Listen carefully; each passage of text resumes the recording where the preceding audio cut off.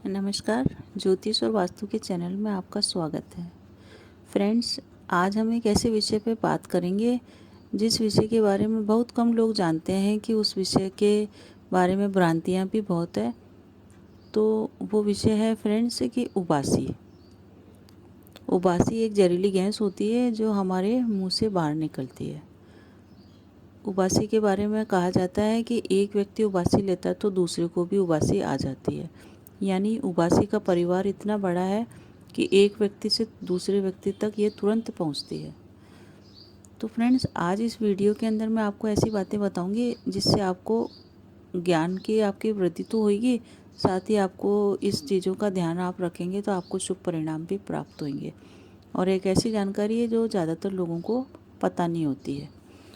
तो फ्रेंड्स, उबासी एक जहरीली गैस होती है जो हमारे मुख से बाहर निकलती है। ये असुर प्रवृत्ति की होती है फ्रेंड्स। इसीलिए उबासी लेते समय हमको मुंह पे हाथ रखना चाहिए। और इसीलिए कहा जाता है कि कोई भी उबासी ले तो उसको नहीं देखना चाहिए, और जो व्यक्ति उबासी ले रहा है उसको अपने मुख को ढक लेना चाहिए और किसी के सामने उबासी नहीं लेनी चाहिए, क्योंकि इससे एक तो दूसरे व्यक्ति को भी उबासी आती है और उसमें भी आसुरी प्रवृत्ति जागृत होकर और वो भी उसमें सुस्ती आती है।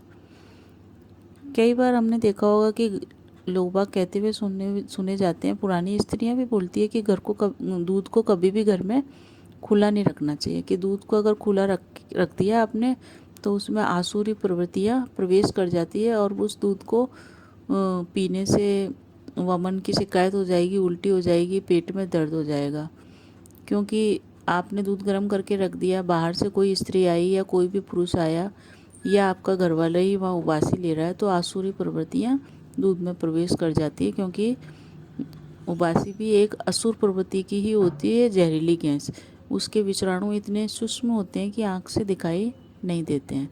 इसलिए दूध को ढक के रखना चाहिए। उबासी आप दूध के आसपास ले रहे हैं तो वो दूध में वो विषाणु प्रवेश कर जाते हैं और उस दूध को पीने से कई छोटे जो बच्चे होते हैं उनकी तबीयत खराब हो जाती है। फिर हम कहते हैं कि ये नज़र लग गई, दूध पीते ही तबीयत ख़राब हो गया, इस पे नज़र लग गई, इसको कहीं लेके जाओ, इसकी नज़र उतराओ। तो फ्रेंड्स, ऐसा कुछ भी नहीं है।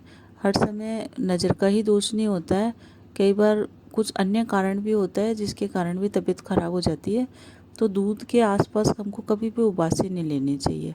उबासी लेते समय हमारा मुख बंद हो जाए या हम कुछ कपड़ा ढक लें तो सही रहता है। कोई भी पुरुष अगर किसी स्त्री को उबासी लेते हुए देखता है तो ये उसके खुद के लिए भी शुभ नहीं होता है और उस स्त्री के लिए भी शुभ नहीं होता है। उबासी के बहुत ही छोटे छोटे विषाणु होते हैं जो असुर प्रवृत्ति के होते हैं। ये शास्त्रों में वर्णित है कि उबासी लेने से आयु का नाश होता है। जिन लोगों को बहुत ज़्यादा उबासी आती है उनके कुछ न कुछ फ्रेंड्स शारीरिक परेशानियाँ होती है अंदर, जिसके कारण उनको उबासी आती है। और ज़्यादा उबासी आने से आयु धीरे धीरे क्षीण होती है, चाहे वो 1 सेकंड के लिए ही क्षीण हो, परंतु उबासी आयु को कम करती है। रामायण में भी फ्रेंड्स एक प्रसंग है जिसके अंदर हनुमान जी और सीता जी का एक संवाद आता है, जिसमें ये बताया गया है कि उबासी लेने से आयु का नाश होता है। जब श्री रामचंद्र जी का राज्याभिषेक हो रहा था तो सभी लोगों को काम नियुक्त कर दिए गए थे कि इसका ये काम है, इसका ये काम है। अब हनुमान जी उदास रहने लग गए, वो सोचने लग गए कि मुझे कोई काम दिया ही नहीं। तो मैया सीता ने उनसे पूछा, आप उदास क्यों हो? तो उन्होंने कहा, मैं तो प्रभु की सेवा करना चाहता हूँ पर मुझे कुछ काम ही नहीं दिए। तो सीता मैया ने उनसे कहा हनुमान जी से कि आप एक काम करिए, जब भी श्री राम भगवान विश्राम करें या उनको उबासी आए तो आप चुटकी बजाया करिए। तो उन्होंने कहा ठीक है। अब हनुमान जी हमेशा रामचंद्र जी के आसपास रहते, जब भी उनको कभी उबासी आती तो वो चुटकी बजाते। तो फ्रेंड्स, जब उबासी आए और चुटकी बजा लें हम तो हमारी आयु का नाश नहीं होता है, हमारी आयु की कमी नहीं होती है और आयु हमारी लंबी रहती है। तो जब भी उबासी आए ये उपाय करिए कि आप चुटकी बजाइए। इसीलिए कहा जाता है, बजाए जा तू प्यारे हनुमान चुटकी।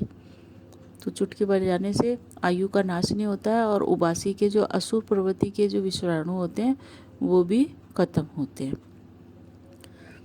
तो फ्रेंड्स, इस प्रकार से आप जब भी उबासी आए चुटकी बजाएं और अपनी आयु की वृद्धि करें।